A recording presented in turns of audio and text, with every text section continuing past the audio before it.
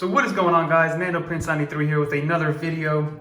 If you guys clicked on this video, it's because you want to know if this thing right here is good enough to replace your current either computer, desktop, laptop, whatever the case may be, right? So I'm just gonna speak off the top of my head, speak off experience, and speak off of how I've been dealing with just using an iPad, right? So right off the bat, my short answer is gonna be yes. This thing is strong enough, powerful enough, convenient enough to replace your laptop, even your desktop, in my opinion, depending on what you use it for. So that's a big deal, right? Right off the bat, if you are strictly a creator and that is how you make money, whether it's from illustrating, creating diagrams, creating infographics, anything that involves creativity, using Photoshop. I would even say as far as to, if you're a video editor editing in 4K RAW, this thing is still plenty powerful enough to get you through your day-to-day tasks as a full-time creator. So the only time that I would say, hey, take a second, do your research and see if everything you need works. It just depends on your job, right? Let's just talk about all the good things. So with iPad OS, this thing became a whole new device, in my opinion. It went from being just a large iPhone, large iPod Touch, to now a full desktop computer, desktop replacement. Not even a substitute or an alternative, I'm calling it a replacement head on. Just the implementation of the widgets on here, even though it isn't functionally that different, it makes it feel a little bit different. You now have mouse support, which makes it even that much better. Even though it's not a real McCoy, as I would call it, mouse support, it still does get the job done to an extent. The widgets make it feel different. How powerful this iPad Pro, the A12X Bionic chip, whatever that means, this thing is way faster than even my 2017 MacBook Pro 15-inch with 16 gigs of RAM. That's how fast and how powerful this is. Like I said, depending on what you do, for instance, if my work didn't give me a laptop, I would not be able to use this for my 9-to-5 job. Because there are a few things that are lacking from the browser experience. I know that Safari is now considered a desktop browser experience because it loads up full websites as opposed to, these watered down version mobile sites. But you still can install plugins, like I mentioned before in a previous video, like if you use Honey or Ebates, Rakuten, whatever you want to call it, or other plugins that kind of stay on the top right of your web browser, especially on Chrome, that is still not supported with this iPad. So for instance, at work, there's a plugin that I use through Chrome to help make my phone calls, and I'm unable to do that.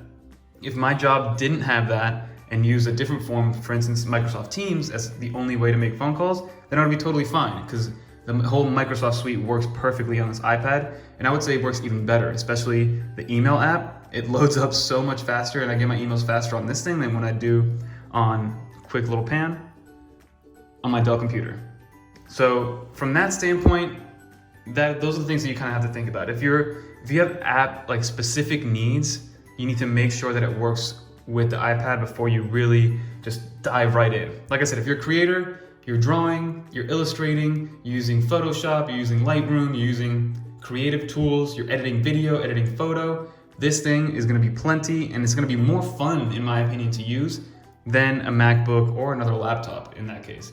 And also for the price, you're getting the specs and the power of maybe like a $2,000 to $2,500 computer, even more.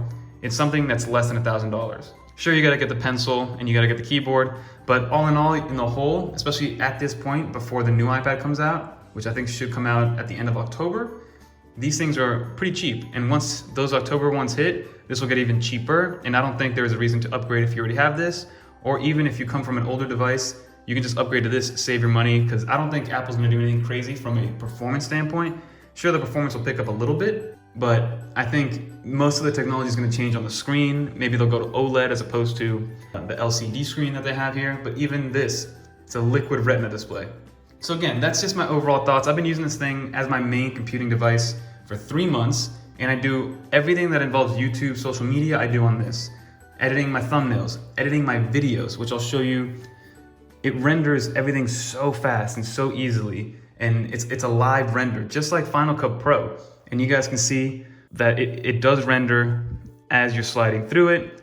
I have the 256 gigabyte version. I haven't yet to even think about getting an external hard drive, which you can. And that's another thing. The Files app has been totally redone to kind of fit the needs and act more as a computer. So as you guys can see, I have, and it works best for cloud situations. So I have everything in my iCloud on here, everything in my Google Drive on here, everything in my OneDrive for work also on here. So there's nothing, I don't really need anything else. Like if I save something on my Microsoft computer on OneDrive, it'll show up here. A great instance was, I was at a meeting, at a closing meeting actually, and we needed to edit a document, edit a contract. So all I did was I hotspotted my phone, edited the contract on Word, and then handed the pen and the iPad to the client and they signed right then and there. It's a great illustration on how versatile this thing is. So at the end of the day, it's totally up to you. There are some things you have to learn, right? This isn't gonna be a one-to-one replica of being able, if you know how to use a MacBook Pro, you know how to use a Windows 10 laptop, there's some things you're still gonna have to learn with this, some nuances and some new gestures and the way multitasking works, right? So like I said, you're not just gonna be able to pop out a window. You gotta hold it down, move it over, and then boom, you have two windows. So there's different ways to skin the cat, as most people say, but it can be done, which is really, really nice. And you just move it out of the way and you have different instances of the same exact application, which is nice. And you now have a download manager. So if you click on here, I just downloaded something. If you guys are seeing here, this is hopefully this video already came out. It's basically a Delta emulator for the iPad, which is awesome. So you have a download manager here because of iPad OS 13. And at the end of the day, I think this is what you're gonna see in the future. You're gonna see in 3 to 5 years, everybody's gonna have some sort of tablet, right? There's not gonna be laptops anymore. There's gonna be these weird mobile, thin computing devices. Like you just saw, Microsoft saw that they need to get into this space. Sure, they have the Surface laptops, but those are still laptops because they're not really, in my experience with them, they're not super touch friendly, especially not finger touch friendly. So they're coming out with their Surface Pro X, which is gonna be this direct iPad competitor. Again, some of the bad things are that, again, you do have to get used to some new gestures and some new ways to get around things, but it used to be that you needed to do so many things, download third-party apps to unzip files, do all this, do that, just to get it to work how you want it to work, but now a lot more is integrated into the native operating system. Other than that, I wish that accessories were a little cheaper, and I wish there was one more USB-C port, and I would have been very, very happy with it, but again, external drives work. Split screen multitasking works. You have the Files application, which works a lot more like the Finder application on Mac OS. You can edit videos. Sure, there is a Final Cut Pro, but LumaFusion is a great alternative, and it's only 10 bucks. You have the full desktop experience with Safari, even though you can't do plugins yet and extensions, but I do believe it's coming soon. You have the widget, which lets you customize everything a little bit better, and the list just kind of goes on and on and on. Again, you didn't have to watch this whole spiel, you could have stayed in the beginning, but if you made it to the end, it's amazing. In my opinion, if you're thinking about diving all the way into this iPad ecosystem, I say do it. Now is the best time to do it. Unless you know that there's a certain reason that you can't use this for work purposes and it's gonna hinder your progress and hinder your workflow, then don't get it. But other than that, this is amazing, I love it. It's been 3.5 months at this point where I've only had this and I got rid of my MacBook Pro, so I have no more Mac OS devices. I'm all iPhone and iPad, and that's great because it keeps everything so light and amazing. That's gonna do it for this video.